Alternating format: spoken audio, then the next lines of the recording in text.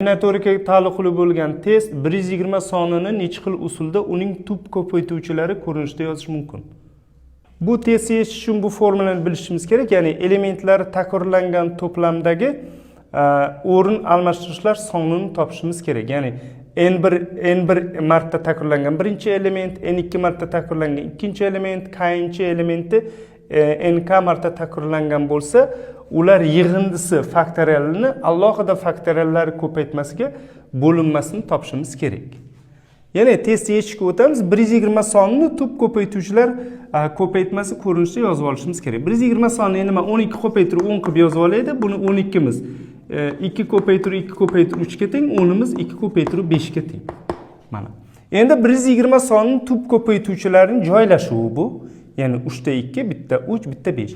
Shulardagi o'rin almashtirib 120 ni hosil qilishlar sonini topishimiz kerak. Testi sharti bo'yicha xuddi shuni topishimiz kerak. Bu yerda P yozaman men.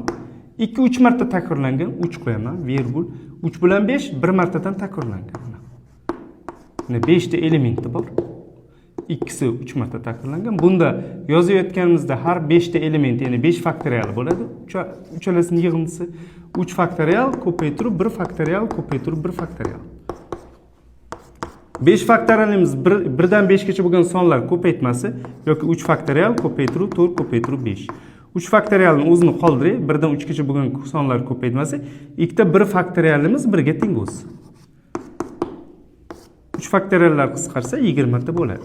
Demak, 2 ko'paytirib 2 ko'paytirib 3 ko'paytirib 2 ko'paytirib 5 imiz 120 hosil bo'ladi. Bularni o'rnini almashtirib 120 ni hosil qilish usullari soni 20 taga teng ekan. Berilgan testimiz javobi B. Bu test professional birinchi qismida olindi.